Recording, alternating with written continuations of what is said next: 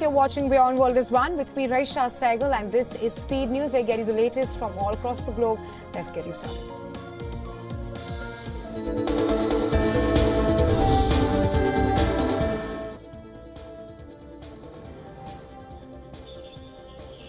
Russia and Ukraine launched a record number of drone attacks on each other, despite a phone call reported by the Washington Post from US President-elect Donald Trump, urging Russian President Vladimir Putin not to escalate the conflict.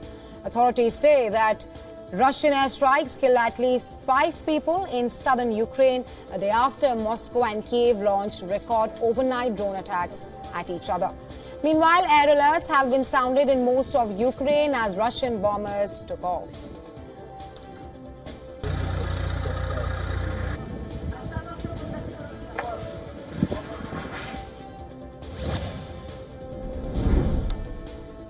US President-elect Donald Trump speaks to German Chancellor Olaf Scholz over the phone. Both the leaders have agreed to work together towards a return to peace in Europe. According to the Chancellor's spokesperson, both exchanged views on the German-American relationship and the current challenges that they face. Scholz, who is engulfed in a political crisis and is facing snap elections sometime in early 2025, congratulated Trump a second time on his election victory.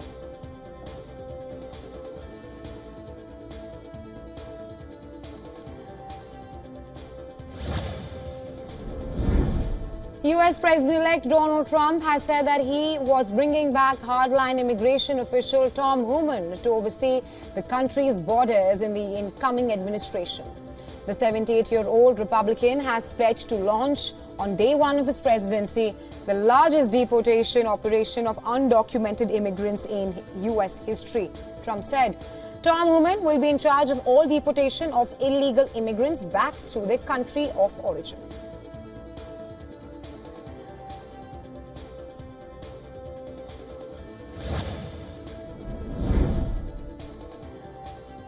The Lebanese Health Ministry said that the death toll from Israeli attacks in Lebanon since the beginning of the latest round of Israeli-Hezbollah conflict on 8th of October 2023 had reached nearly 3,200, with injuries rising to more than 14,000. The ministry said in a notice that Israel launched airstrikes on the town of Almath in the Jebel district of northern Lebanon on Sunday, killing at least 20 people, including children.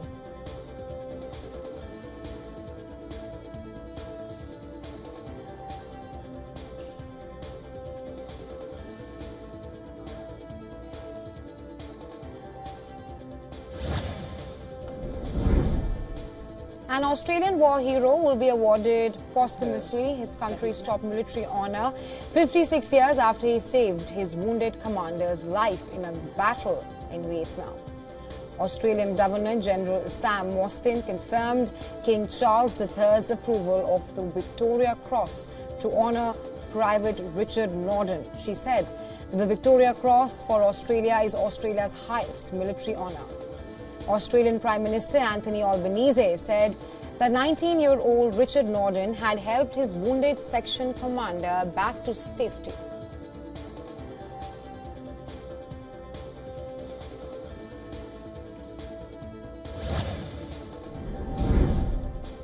Justice Sanjeev Khanna took oath as the 51st Chief Justice of India today. He was administered the oath of office by Indian President Draupadi Murmu during a ceremony at the Rashtrapati Bhavan. The centre officially notified Chief Justice Khanna's appointment on October 24th, following his predecessor D.Y. Chandrachud's recommendation on October 16th. Chief Justice Khanna is expected to serve a tenure of 6 months, which will conclude with his retirement on May 13th next year.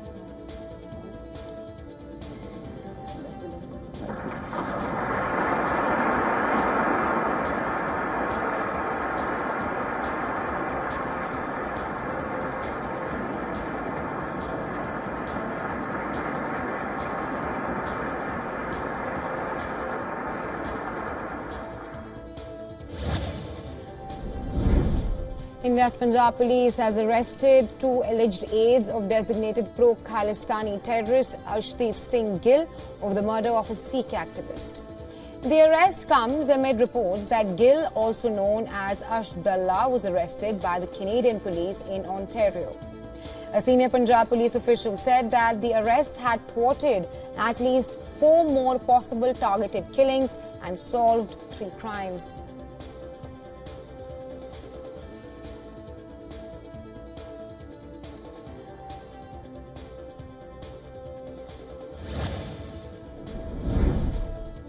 Demonstrations in Costa Rica against abortion case at Inter-American Court of Human Rights. Hundreds of Costa Ricans marched to protest against abortion, heading to the Inter-American Court of Human Rights, where a case is being processed against El Salvador regarding a woman who was denied the right to terminate her pregnancy despite the fact that her life was in danger.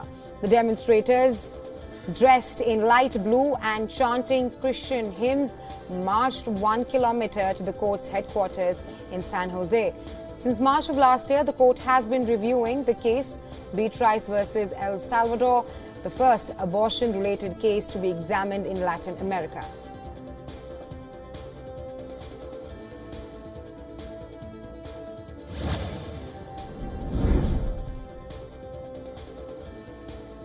Bolivia's former president, Evo Morales, ruled out reassuming the road blockades against President Luis Arce, but warned of marching with his supporters to press for solutions to the economic crisis and to have his presidential candidacy for the divided ruling party in next year's elections recognized. Morales' supporters had blocked roads for 23 days until last Monday, demanding that he be removed from a criminal investigation over alleged abuse of a minor in 2016 and that his candidacy be recognized.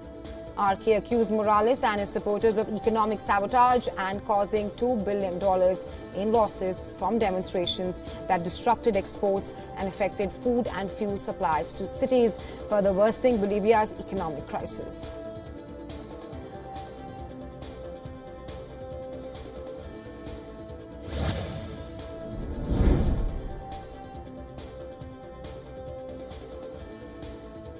More than 1,000 mariachis gathered in Mexico City's main square to break the record of most mariachis performing in unison.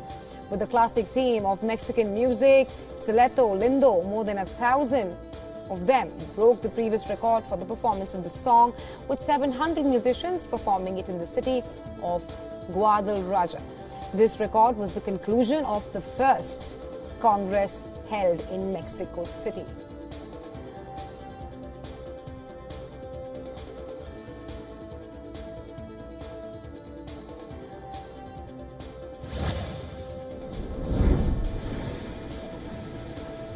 Philippines has been struck by Typhoon Taji, the 4th such storm to hit the country in less than a month. Philippines has ordered thousands of people to evacuate the villages and has also shut ports as the typhoon hits its northeast coast near Dilasag, about 220 kilometers from Manila, that is.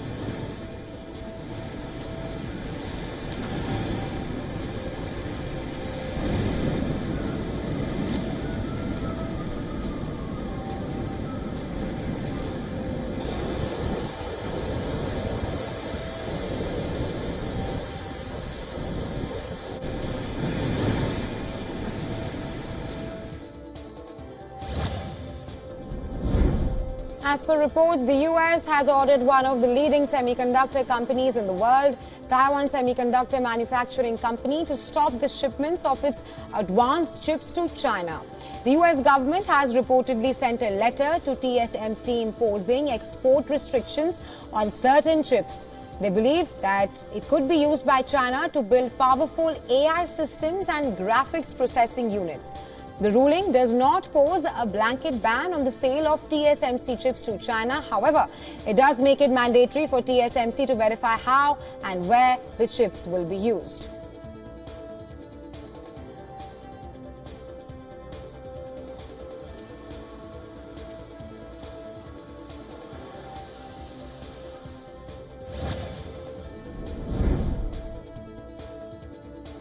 Vietnam has warned Chinese online retailers Shein and Temu to register with its government by the end of November or face a ban on their websites and apps within the country. The Vietnamese government and local businesses are concerned that steep discounts from these platforms are hurting local markets. The Trade Ministry also flagged worries about potential counterfeit goods being sold. If the companies don't comply, the Ministry of Industry and Trade will work with other agencies to block access to the apps and websites.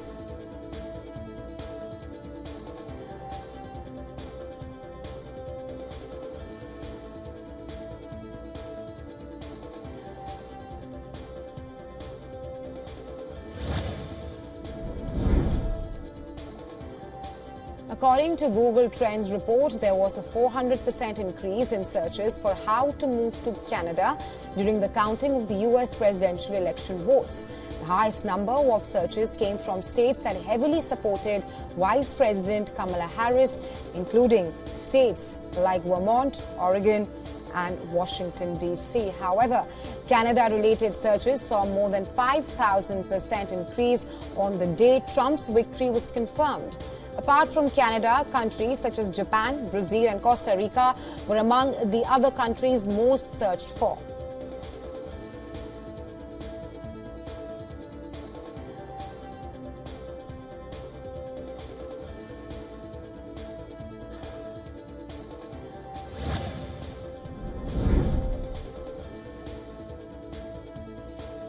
Cutting-edge technologies, brain-computer interfaces and robots were on display at the recently concluded China International Import Expo. The Expo attracted over 3,000 exhibitors from 129 countries and regions. Forpheus, a table tennis training robot, was one of the biggest highlights at the event. Using AI, the table tennis playing robot decides whether to hit the ball by forehand or backhand return. Meanwhile, visitors at the Expo were served refreshing drinks by a bartending robot. Using AI algorithm and emotion recognition technology, the robot matches the visitor's mood to generate a customized soft drink recipe for them.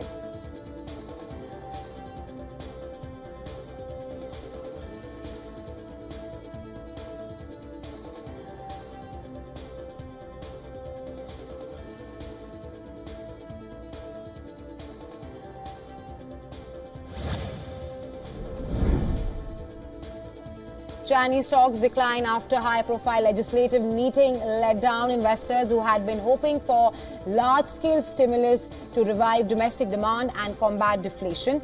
The stock index was down 0.7%, with sub-gauges of consumer staples and energy shares falling the most. A Bloomberg intelligence gauge of Chinese developer shares tumbled more than 6%. The retreat highlights investors' disappointment after Beijing unveiled a $1.4 trillion program to tackle local government debt, but stopped short of providing new stimulus to bolster consumption. Chinese data released over the weekend highlighted the urgency for more pro-growth efforts. Overseas companies are also pulling their money out of China as their growth outlook turns gloomier.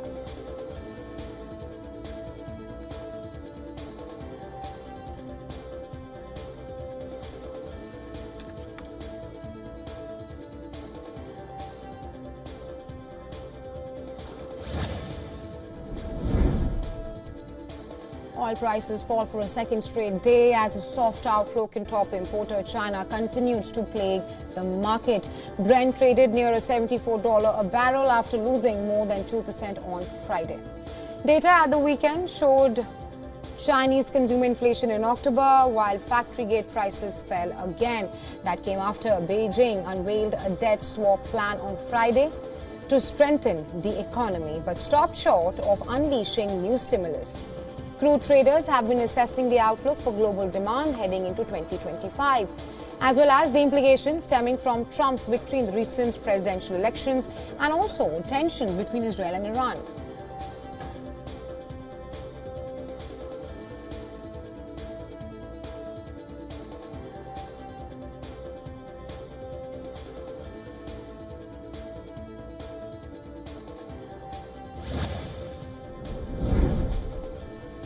Gold prices fall for a second straight session on Monday. This comes as investors prepare for U.S. economic data and comments from Federal Reserve officials this week for more clarity on the future direction of U.S. interest rates. On Friday, spot gold prices registered their worst week in more than 5 months as Trump's victory in the presidential election raised the prospect of higher tariffs, which could keep the rates elevated. Bullion is considered a hedge against inflation, but higher rates raise the opportunity cost of holding it. Several Federal Reserve officials, including Chair Jerome Powell, are scheduled to speak this week. Apart from that, U.S. consumer and producer price index data, weekly jobless claims and retail sales figures are due this week as well.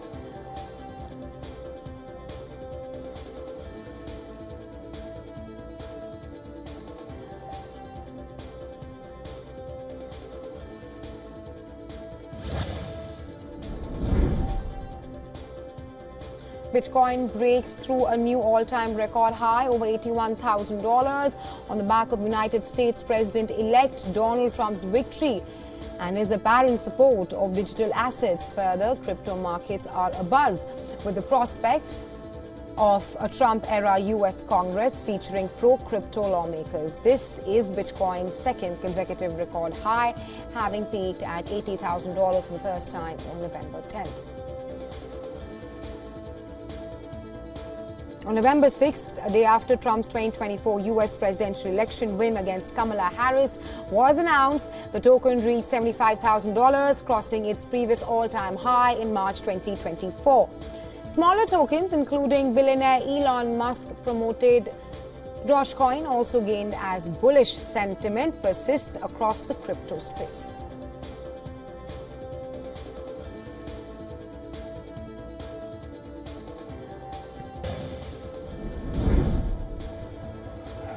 Popular British singer Liam Payne died on October 16th after falling from a third-floor balcony at a hotel in Buenos Aires. After various investigations and probes, Argentine authorities have now ruled out suicide as the cause of his passing. According to the official autopsy reports, the singer was killed by multiple injuries consistent with the fall. A toxicology report showed that Payne had multiple substances in his system at the time of his death. Local prosecutors have, however, concluded that his injuries were not the result of self-harm or any external intervention by others.